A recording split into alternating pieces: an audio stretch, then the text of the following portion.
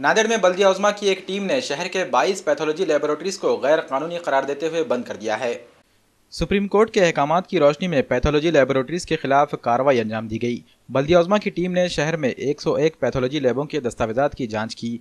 बल्दिया उज़्मा का कहना है कि पैथोलॉजी लैब चलाने के लिए एमडी पैथोलॉजी की मौजूदगी या निगरानी होनी जरूरी है, लेकिन शहर में मौजूद कई लैब इन उसूलों के खिलाफ काम कर रहे थे। सुप्रीम कोर्ट की हिदायत मिलने के बाद बल्दिया उज़्मा ने इस मामले में कार्रवाई अंजाम दी और शहर के 22 पैथोलॉजी लैबों को बंद कर दिया और इनके इजाजतनामों को मनसूख कर दिया। शहर में इस बड़ी कार्रवाई से मरीजों के इलाज में आने वाले खर्च में कमी आने का इम्कान जताया जा रहा है। साथ ही मरीज की गलत जांच का खतरा भी खत्म हो गया है।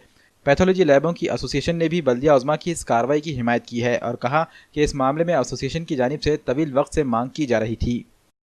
माननीय सर्वोच्च न्यायालय ने 12 दिसंबर 2017 को एक स्पेशल लीव पिटीशन में एक रिज़ल्ट दिया है। वो रिज़ल्ट और डायरेक्शन के हिसाब से यह शहर में कोई भी लैबोरेटरी में विदाउट पैथोलॉजिस्ट कोई भी लैबोरेटरी नहीं चल सकती। लेकिन जब कॉरपोरेशन ने सर्वे किया तो सर्वे के अंत में ये ध्यान में आ गया, टोटल सिटी में 101 लैबोरेटरीज़ है और वो 101 लैबोरेटरीज़ में से 79 लैबोरेटरीज़ में एमडी पैथोलॉजिस्ट डॉक्टर की अपॉइंटमेंट है। 22 लैबोरेटरी में एमडी पैथोलॉजिस्ट या अन्य कोई पोस्ट ग्रेजुएटेड पैथोलॉजिस्ट की अपॉइंटमेंट नहीं है। उसकी वजह से उनका लाइसेंस जो है वो लाइसेंस सस्पेंड कर दिया गया और अब उनको डायरेक्शन भी दिया है, जब तक आप लोग पैथोलॉजिस्ट अपॉइंट नहीं करते तब तक आपने बिजनेस नहीं शुरू करना। इसके दरमियान अगर किसी ने लैब चालू रखी तो उनके खिलाफ सख्त से सख्त और पुलिस कार्रवाई की जाएगी। इसी तरह से ये पेपर में भी पब्लिश किया है और जो 22 लैब्स है उनके नाम हमारे वेबसाइट पे हमने आज पब्लिश किए हैं। इसीलिए मेरा जनता से भी ये अनुरोध है कि आप कृपा करके जब तक कॉरपोरेशन से रेक्टिफिकेशन होता नहीं तब तक ये जो 22 लैब है इनमें से आप कोई भी जांच मत करवाइए। ये भी एक हमारे कान पे आया है कि गांव में जितने भी लैब में एमडी की स्वाक्षरी रहती है वो एमडी एक जगह बैठते हैं और दूसरी जगह उनकी डुप्लीकेट स्वाक्षरी करके कोई तो भी कारोबार चलाता है।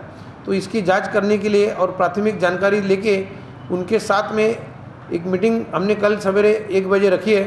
कल सभी पैथोलॉजिस्ट को ये डायरेक्शन दिया जाएगा कि आपकी स्वाक्षरी कृपया आपकी है, इसकी आप चिंता कीजिए, और अगर आपकी स्वाक्षरी कोई बोगस डुप्लीकेट बनाता है तो उनका कर्तव्य है, फ़र्ज़ है कि उन्होंने हमें कम्युनिकेट करना चाहिए।